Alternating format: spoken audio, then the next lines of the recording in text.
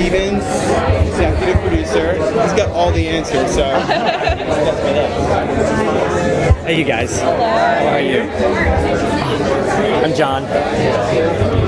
There's a lot of us, so I probably won't tell you. That's okay. I'm doing one big wave. Like that works. So to kick things off, Fish Mooney is back. Can you tell us about the decision to do that? Because we're very excited about it, or at least I am.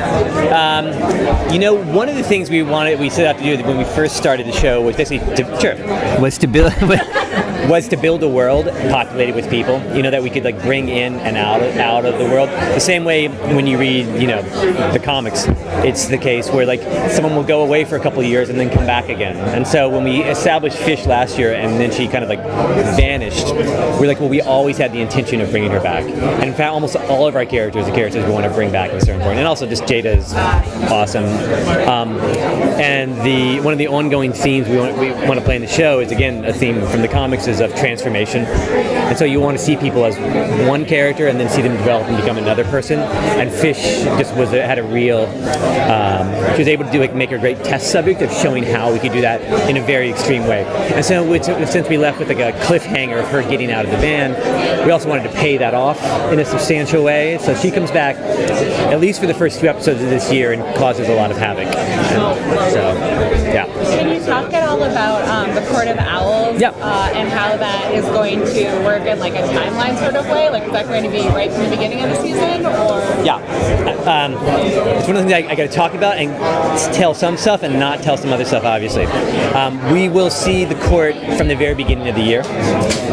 They will also arc through the entire year. I will see them, and they'll feature more substantially in the second half of the year, but we will visit them and learn more about them in the first part too. From the first episode, you'll see them. So the end of the season is heroes Sure, yeah. A lot of it is the case too, where we imagine sort of like a continuum for all of our characters, and that we want them all to drift backwards and forwards, like on the axis towards the light or the dark or what have you. And so, even though you watch like what Gordon did last year, and you're going, wow, how much worse can that get? It actually can get a lot worse.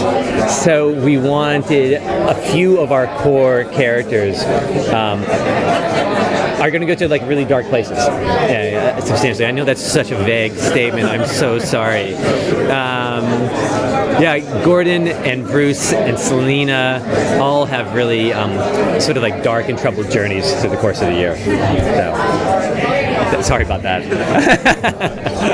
Just the process for determining like which villains, like how did we come up with Manhattan? Oh, thanks, Sue. Now I'm stuck to you.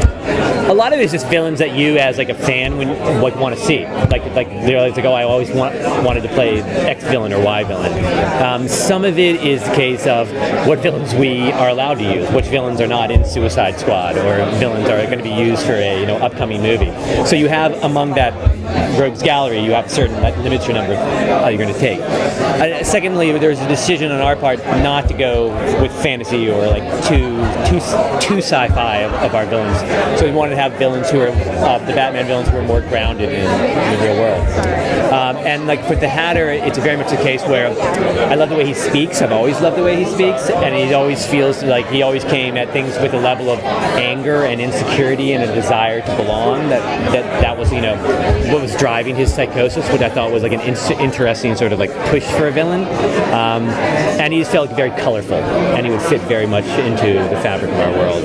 And so like that's the case, and then we've highlighted another half dozen villains that one or two we'll see this year, and the others we'll hopefully see in years to come.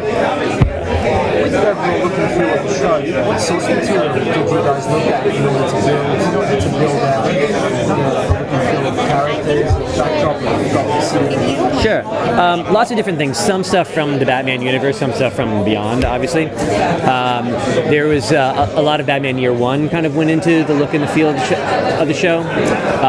Some of the movie 7 went into a lot of it as well, and also Blade Runner, especially in the sense of the verticality of that world that we tried to like bring into the world. There's the world above, and then there's Harrison Ford always down, and the group wanted everything to really, as much as possible, take place down there in the alleyways and the sewers, I suppose. So, yeah. The show has some amazing dynamics between Bruce and Selena, and between Jim and Leslie. What can we expect from this relationship? Going forward, in terms of Selena and Bruce, we're going to see a big step taken forward in their relationship this year. So we're really going to see the sort of the young Batman and the young Catwoman like together in a much more substantial way than they were in previous years.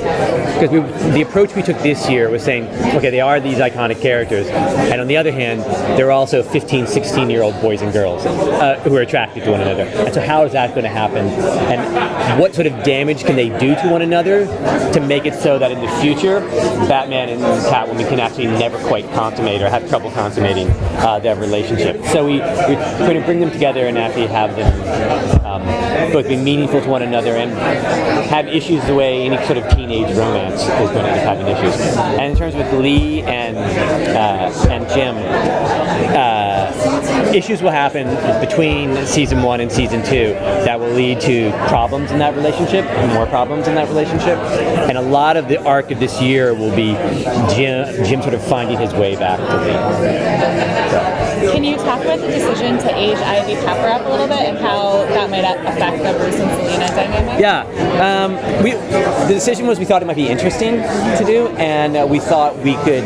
There were storylines we wanted to play with Ivy that we were just not able to play with the actress being. She was wonderful. She did a wonderful job for the 2 years we had her, but we couldn't play the storylines we wanted to play with the age of the actress at the time. So she does age up early on. I mean, in season 1, and then because Ivy, the mentality of the Ivy that we have in our world is not quite the same as the Ivy who exists in the canon. She's a bit more of a loose cannon, and so she goes and creates a great deal of havoc in her world. And because she still is sort of like a 14-year-old, 15-year-old street teenager in the body of a 25-year-old woman, she doesn't know how to act in the world yet, and so she has to kind of like fumble her way about. What was it about the show that drew you to the project?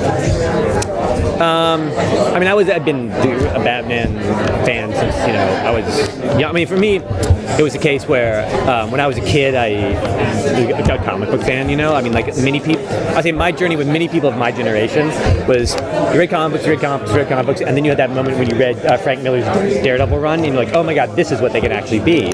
And so for me, when Miller went over to do The Dark Knight Returns, I was like, that actually drew me to Batman for the first time, and so I started reading Batman heavily from that point onward. So then I came out and started doing different television shows, and then when Bruno called me about this, it was always just something that I had held in the back of my mind that I wanted to do. So, yeah. Thank you. Sure, pleasure. Thanks, guys.